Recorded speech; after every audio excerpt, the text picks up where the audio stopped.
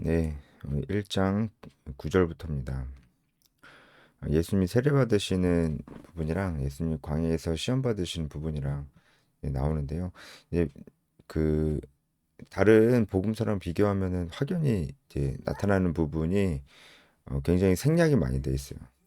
마가복음은 예수님께서 어, 그 태어나시고 하는 부분들도 다 이제 생략이 돼 있고 지금 앞부분도 많이 생략이 되어 있는 걸 볼 수 있습니다. 이것은 이제 예수님께서 메시아로서의 사역을 하시는 부분을 조금 더 빨리 전달하고자 함이고 예수님께서 메시아로서 사역하시는 부분을 조금 더 강조하려고 하는 그런 부분들이 있습니다. 그런 의도가 좀 있습니다.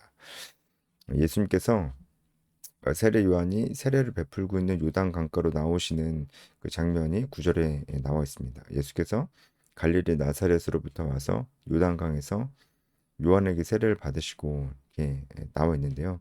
예수님께서 갈릴리 나사렛 출신이라는 것이 여기서 나옵니다. 예수님의 고향이 나사렛은 아니에요. 예수님의 고향은 베들레헴이죠. 그러니까 태어나신 곳은 베들레헴인데 나고 자라신 곳이 그러니까 자라신 곳이 나사렛입니다. 그러니까 30년 동안 사신 곳이 나사렛이니까 나사렛이 고향이라고 볼 수 있죠. 태어난 곳은 베들레헴이지만 그래서 나사렛 예수 그리스도 이렇게 얘기를 하는 거고요. 이 나사렛은 굉장히 작은 마을이에요. 갈릴리에서도 작은 마을이었습니다. 그래서 이제 나사렛에서 무슨 선한 것이 날 수 있겠느냐 이런 얘기도 있었잖아요. 어쨌든 예수님께서 이제 갈릴리 나사렛으로부터 와서 요단강에서 요한에게 세례를 받으시는 그런 장면입니다. 세례를 받으시는데 이 세례에 대해서는 제가 저번 영상에서 좀 자세히 말씀을 드렸죠. 이 당시에 세례라는 이런 뭐라고 할까요? 관습? 뭐 이런 이런 의식들이 이제 있었는데 구약에는 없었던 거예요. 근데 이 사람들이 이제 세례라는 의식을 했었던 이유는 좀 구약에서 세례는 없었지만 구약에 있었던 율법에 있었던 그 의식 중에 정결 의식과 좀 연관은 있다고 그랬죠. 그래서 이제 어떤 뭔가 죄 씻음이라는 의미에 있어서 물이 사용됐다는 것을 보면은 좀 어느 정도 연관은 좀 있었습니다. 그래서 연관은 있었지만 구약의 정결 의식의 세례는 아니었습니다. 이 당시의 세례는 유대인 개종자들에게 베푸는 것이기도 했었는데 그 좀 더 광범위하게 회개를 하나님 앞에서 죄를 자복하고 회개하는 자들이 이렇게 세례를 받기도 했었습니다. 그러니까 예수님께서 이 세례를 받으시러 나오시는 것이죠. 그러니까 세례는 죄가 있는 사람들이 죄를 자복하고 회개하는 마음으로 그런 하나님 앞에 회개한다라는 그런 마음의 표현으로 세례를 받는 것인데 예수님께서 이 세례를 받으러 나오시는 거예요. 이건 굉장히 아이러니한 것이죠. 예수님은 죄가 없으신데 마치 죄가 있으신 것처럼 세례를 받으러 나오시는 겁니다. 그것도 어, 세례 요한에게 인간에게 세례를 받으시러 나오시는 것입니다. 이것은 예수님께서 자발적으로 하나님 뜻에 순종하신 것이죠.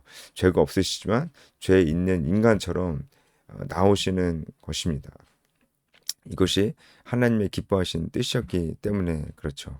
그러니까 죄 없으신 그분이 죄 있는 우리처럼 되신 겁니다. 이 세례 사건도 죄 없는 그분이 죄 있는 우리처럼 되신 사건입니다.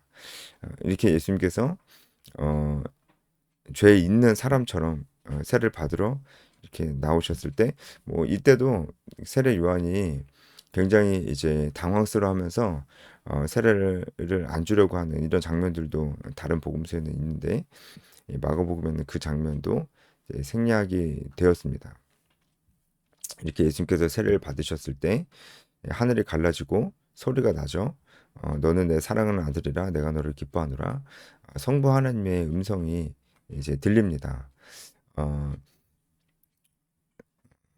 너는 내 사랑하는 아들이라. 이것은 하나님께서 예수님 세례 이후에 예수님의 공적 사역에 대해서 선포하시는 것입니다. 어, 그러니까 예수님께서 그 이제 세례를 받으신 이후에 예수님의 공적인 사역들이 본격적으로 시작이 되잖아요. 예수님께서 공적 사역을 시작하시면서 예수님에겐 세 가지 직분이 있었습니다. 왕, 제사장, 선지자. 이것이 그리스도 삼중직이라고 하거든요. 이 세 가지 직분이 있었는데 이렇게 성령이 임재하심은 이 예수님의 이 삼중직에 대한 하나님의 공적 인정이고 선포입니다. 그런 의미로 하늘에서 너는 내 사랑하는 아들이라 내가 너를 기뻐하노라 이렇게 선포하신 것이다. 이렇게 볼 수가 있습니다. 이 장면은 정말 삼일차 하나님이 모두 등장하는 장면이에요. 그러니까 성부 하나님의 소리가 있었고 성령 하나님 비둘기 같이 이렇게 임하셨고 비둘기는 뭐 다른 의미를 부여할 건 없고요. 그 성령이 임재하시는 그런 모습을 그러니까 실제로 이제 비둘기가 있었겠지만 성령이 비둘기처럼 오신 겁니다. 이게 뭐 다른 뜻이 있는 건 아닙니다. 그러니까 자유주의 신학자들이나 뭐 영주주의자들이 이 비둘기를 다른 것으로 자꾸 연관시키려고 하는데 다른 의미는 없고요. 그냥 성령께서 비둘기처럼 임하신 것이다. 그런 것이다라고 그 이상의 의미는 없다고 보시면 되겠습니다. 성령 하나님이 이렇게 비둘기처럼 임하셨고 성부 하나님의 목소리가 있었고 성자 예수님이 세례를 받으시는 그리스도의 삼중직을 모두 공적으로 인정받고 선포되는 이게 성부 성자 성령 하나님이 모두 함께 일하시는 이 장면이 바로 예수님이 세례를 받으시는 장면이라고 볼 수가 있고 그만큼 예수님의 공생의 시작이 성삼위일체 하나님의 사역이었다는 것을 우리가 알 수 있고 그만큼 중요한 일이었다라는 것을 우리가 알 수 있습니다. 그러니까 이 모든 중요한 일을 하나님께서 우리를 위해서 하신 일들이고 죄 없으신 분이 우리를 위해서 죄가 마치 있는 사람처럼 세례를 받으셨다는 사실을 우리가 기억해야 될 필요가 있습니다. 그리고 이 세례 사건 이후로 곧바로 성령이 예수를 광야로 몰아내십니다. 이제 여기서 몰아내신다는 표현이 던지다라는 표현이에요. 내던지다. 그러니까 원어적으로 보면은 성령께서 예수를 광야로 내던지셨어요. 그러니까 그만큼 세례 직후에 곧바로 예수님께서 성령의 인도하심을 따라 곧바로 광야로 간 거고요. 내던졌다는 표현이 어떻게 보면은 정말 실감나는 표현이기도 해요. 그러니까 우리가 이제 고난 가운데 있을 때 하나님 왜 저를 이 고난 가운데 내던지십니까? 왜 저를 이런 어려움 한가운데 던져 버리십니까? 이런 어려움의 고난의 구렁텅이 가운데 던지십니까? 뭐 이런 표현을 쓰잖아요. 그때도 우리가 던진다는 표현을 쓰잖아요. 비슷한 것 같아요. 광야는 고난이 있는 것이 고난의 상징이기도 하고 그 광야에 예수님을 던지는 겁니다.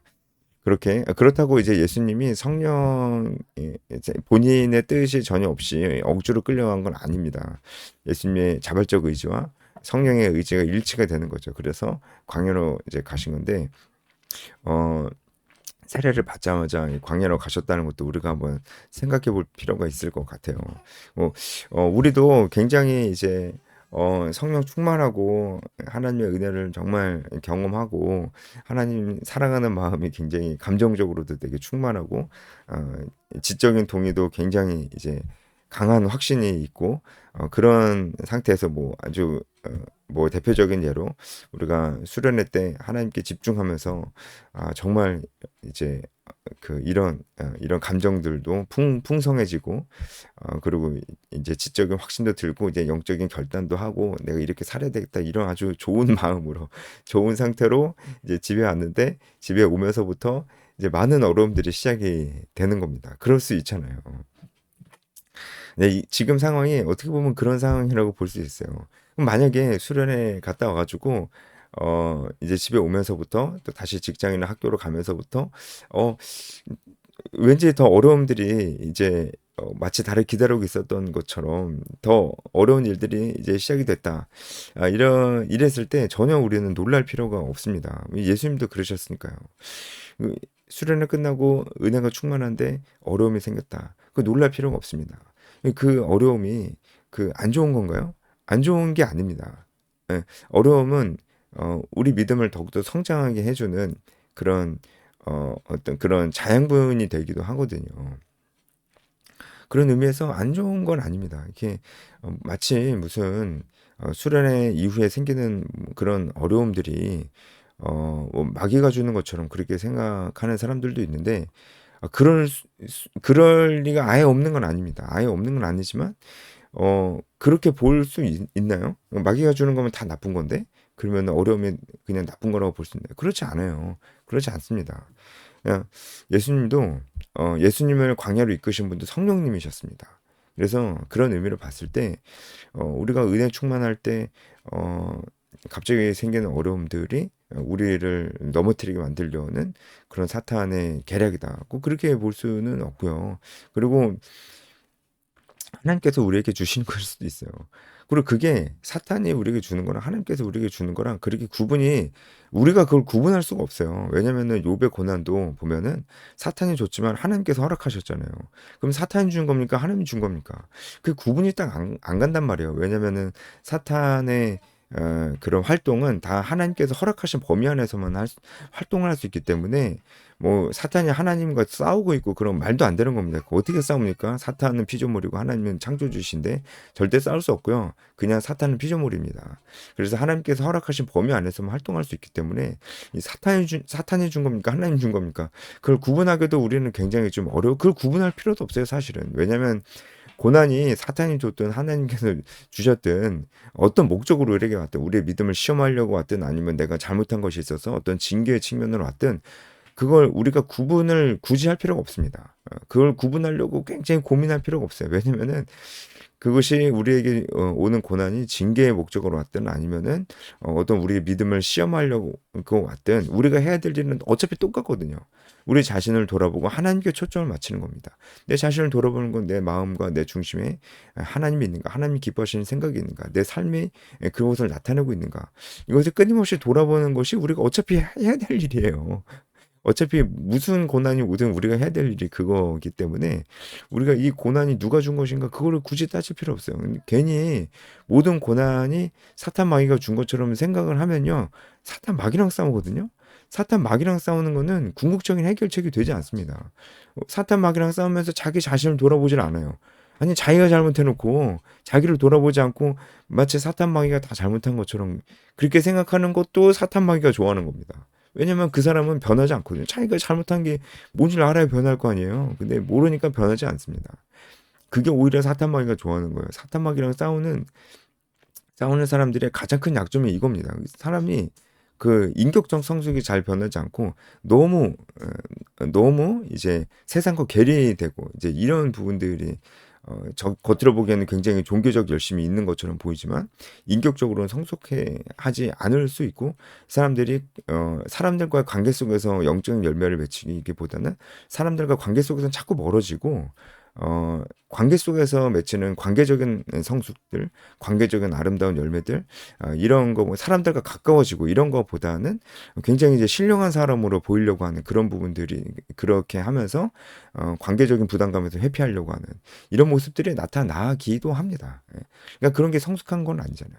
그러니까 오히려 우리는 이렇게 지금 이제 예수님께서 세례 받으시고 바로 상령께서 예수님 광야로 내모르신 것에 대해서 우리가 이제 묵상하고 있는데 우리 삶에도 이런 비슷한 일들이 일어날 수 있다는 얘기를 하고 있는 건데 우리 삶에도 정말 하나님께서 큰 은혜를 주신 다음에 곧바로 우리에게 엄청난 어려움과 고난이 왔을 때 놀랄 필요 없다고요. 예수님도 그러셨으니까 그리고 그것이 성령의 인도하심이었으니까 그것을 우리가 놀랄 필요 없고 그때 우리는 사탄 마귀와 싸우기보다는 내 자신을 돌아보고 내 마음의 중심을 돌아보고 내 삶을 돌아보는 일이 가장 중요하다. 그리고 무엇보다 하나님께 초점을 맞추고 하나님과 인격적 교제를 하며 하나님과 인격적 동행을 하는 것이 가장 중요하다라고 이제 볼 수가 있겠습니다. 그래서 예수님도 광야에 40일 이제 계시면서 사탄에게 시험을 받으셨습니다. 하지만 예수님께서 이 사탄에게 시험을 받으실 때 사탄을 이겨낼 수 있었던 힘은 하나님과 연합, 그러니까 하나님과 인격적 교제, 말씀에 대한 확신 이런 것이 있었기 때문에 이길 수 있었죠. 이제 마가는 예수님께서 사탄에게 시험을 받았었던 그 장면들에 대해서 다 생략을 하고 있습니다. 하지만 우리는 다른 복음서에서 예수님께서 사탄에게 어떤 시험을 받았는지를 알 수가 있죠. 그때 예수님께서 사탄아 물러가라 이런 말씀도 하셨습니다. 하지만 사탄아 물러가라라고 말씀하신 것이 예수님이 사탄을 이길 수 있었던 궁극적인 무기는 아니었어요. 무기는 아니었어요. 예수님께서 사탄을 이길 수 있었던 궁극적인 무기는 다 하나님의 말씀이었습니다. 그렇게 어려움이 있을 때 예수님께서도 육체를 가진 인간의 몸으로 있으셨기 때문에 굉장히 연약한 가운데 있으셨음에도 불구하고 그때 하나님의 말씀이 생각나고 정말 적절한 말씀들이 생각이 나고 그 말씀으로 사탄의 거짓말들을 물리칠 수 있었던 겁니다. 그걸 봤을 때 예수님께서는 40일 밤낮 광야에 있으면서 하나님과 말씀 가운데 하나님과 인격적 교제를 하셨다는 것을 알 수가 있고 그것이 예수님이 사탄의 어떤 유혹들과 시험들을 물리칠 수 있었던 무기가 됐던 거지. 그냥 무조건 그냥 무지성으로 사탄을 물러가라 그렇게 주문처럼 외웠던 게 진짜 사탄을 물러가게 한 무기가 된 게 아니었다는 거예요. 정말 우리가 이런 사실은 분명히 알아야 될 필요가 이제 있습니다. 말씀이 무기가 된 겁니다. 물러가라 이게 아니고 말씀이 무기가 됐다는 것을 우리가 알 수가 있습니다. 여기서 사탄에게 시험을 받으셨다고 하는데 이 시험 받으셨다 라는 이 말씀은 이제 그 실족하게 하는 유혹 이런 뜻입니다. 시험 받으셨다는 것이 시도하다라는 뜻인데 실족하게 시도하다라는 겁니다. 그러니까 사탄이 예수님이 실족하게끔 그렇게 시도를 했습니다. 그런 의미에서 예수님이 시험을 받으셨습니다. 어떤 부분에서 실족하게 했던 걸까요? 어떤 부분에서 예수님께서 이제 실족하게 했던 거예요? 사단의 의도는 뭐였을까요? 우리가 사단이 예수님께 했었던 그 시험들을 보면 알 수 있는데 마가복음에 나와 있지 않지만 그 시험들이 뭔지 여러분들 아시죠? 그것들을 잘 생각해 보면은 어떤 겁니까? 이제 돌들로 떡덩이가 되게 하라. 돌이 떡덩이가 되게 하라. 그리고 나에게 절해라. 다 주겠다. 그리고 낭떠러지에서 떨어져라. 그러면 하나님이 천사를 통해서 널 붙들어 주겠다. 이런 것들이잖아요. 이런 것들은 다 예수님이 실족하게 만들려고 시도하는 것입니다. 이게 뭡니까? 이 시험의 공통적 의도가 뭡니까? 예수님께서 이 땅에 오셨는데 예수님께서 어떤 무슨 타락하게 예수님이 비도덕적인 삶을 살게 만들려는 의도는 없었어요. 왜냐면 그렇게 유혹을 해봤자 어차피 넘어가지 않거든요. 그거는 어차피 넘어가지 않는 유혹이니까 전략적으로 사탄은 그렇게 안 했습니다. 비도덕적으로 살아라 이렇게 안 했다고요. 다만 사탄이 했었던 유혹은 뭐냐면은 예수님의 사명을 잊어버리고 하나님께서 예수님에게 주신 것들을 예수님에게 주신 어떤 능력이나 이런 것들을 하나님의 사명을 위해서 쓰는 게 아니고 예수님 자신을 위해서 쓰게 만드는 겁니다. 예수님 자신이 먹고 사는 문제를 위해서 하나님께서 주신 능력을 쓰게 만드는 겁니다. 그래서 그 대표적인 시험이 바로 이 돌을 명하여서 떡덩이가 되게 하라라고 하는 이런 유혹입니다. 예수님께서 그렇게 하실 수 있죠. 당연히 그것보다 더한 것도 하실 수 있죠. 근데 그렇게 한다면은 하나님께서 주신 능력을 떡덩이가 되는 문제, 그러니까 먹고 사는 문제에 써버리는 거예요. 그러니까 우리도 비슷한 시험을 받고 있습니다. 하나님께서 우리에게 주신 많은 은혜들이 있잖아요. 뭐 초자연적인 뭐 그런 일들은 우리가 할 수가 없지만 하나님께서 우리에게 주신 은혜가 많습니다. 우리가 이런 좋은 나라 대한민국에서 태어나게 하셨고 물론 지금 여러 가지 어려움들이 있지만 태어나게 하셨고 그리고 우리가 공부할 수 있고 모든 사고와 질병으로부터 우리를 보호해 주시고 많이 있잖아요. 이게 다 엄청난 은혜입니다. 엄청난 은혜예요. 무엇보다 예수님을 알게 해주시고 이런 엄청난 은혜를 주셨잖아요. 근데 우리는 이 모든 은혜를 우리가 다 공짜로 받았는데 이것을 내가 먹고 사는 문제를 위해서 써버리는 거예요. 그러면서 우리는 항상 이렇게 얘기합니다. 부족하다고 얘기해요. 이것도 부족하다. 이렇게 얘기합니다. 도대체 얼마큼 있어야지 우리는 충분하다고 얘기하는 걸까요? 이게 부족하다라고 얘기하는 사람들이 돈 욕심 있는 사람들이 그렇게 얘기 안 해요. 자기 욕심 없대요. 욕심 없는 게 사실일 수 있어요. 근데 욕심이 없다고 생각하는 사람들이 지금 아직은 조금 더 벌어야 된다 이런 말을 해요. 욕심이 없다고 얘기하는 사람들이 그렇게 얘기합니다. 그러면서 이제 그냥 매몰돼 버리는 겁니다. 이제 그냥 일하면서 말씀 기도도 안 하고, 그리고 전도 제자는 뭐 생각도 안 합니다. 생각도 안 해요. 그거는 옵션이에요. 그건 시간 되면 하는 거지. 지금은 자기는 시간이 없다 생각하니까 없어요. 뭐 결혼도 안 했고 애도 없는데 시간이 없대요. 그러면 결혼하고 애 낳으면은 그때도 일할 건데, 그러면은 뭐 언제 합니까 그거는? 나중에 은퇴하고 할 겁니까? 그런 이런 생각도 안 해보면서 이제 결국 뭡니까? 사탄의 시험에 그냥 빠져버리는 거죠. 자기는 그렇게 생각 안 할 테지만 완전 사탄의 시험에 완전 빠져버리는 겁니다. 맞잖아요. 그쵸? 이제 하나님께서 주신 그 모든 은혜들을 결국 자기가 먹고 사는 일을 위해서 써버립니다. 그게 맞아요. 그쵸? 그렇다면 그거는 정말 얼마나 무서운 유혹에 우리가 빠져버리는 건지. 그러니까 그런 사람들 특징을 보면 맨날 어려워요. 맨날 힘들어요. 광야 가운데 있는 거예요. 맨날 힘든 게 또 사실입니다. 사실이에요. 하지만 어떻게 할 겁니까? 그 광야 가운데서 그들은 그런 시험을 만났는데 결국은 그 시험을 이겨내지 못하고 돌을 떡덩이로 만들어서 우거우거 먹고 있는 겁니다. 그러면서도 맨날 힘들어요. 예. 그러면서 그렇게 사는 겁니다. 예. 그러면서 일주일에 한번 교회 가는 게 뭐 대단히 희생하는 것처럼, 거기 일주일에 한번 교회에 가서 일주일에 한번 거기 가서 무슨 봉사하는 게 뭐 그게 대단한 희생입니까? 그게 무슨 헌신입니까? 일주일에 한번 하는 게 무슨 헌신입니까? 근데 그게 굉장히 그런 것처럼 생각을 하면서 하는 게 이제 나는 할 만큼 했다 이런 생각을 하는 거죠. 그러면서 분명히 복음을 전하고 제자를 삼으라고 얘기했는데 그거는 나 같은 평범한 사람은 할 일이 아니야 이렇게 어디서 말도 안 되는 그런 그런 핑계를 이제 대면서 그런 삶을 사는 것입니다. 우리는 분명히 생각해 봐야 될 부분입니다. 예수님께서 세례 받으신 다음에 광야로 갔습니다. 근데 그것이 하나님의 뜻이었습니다. 우리도 하나님께서 많은 은혜를 주시고 우리를 어려운 가운데 두실 수 있습니다. 그때 우리는 분명히 사탄 마귀와 싸울 게 아니고 예수님처럼 하나님 말씀 가운데 있어야 되고 하나님과 인격적 교제 가운데 있어야 된다는 사실을 기억해야 될 것입니다. 여기까지 하겠습니다.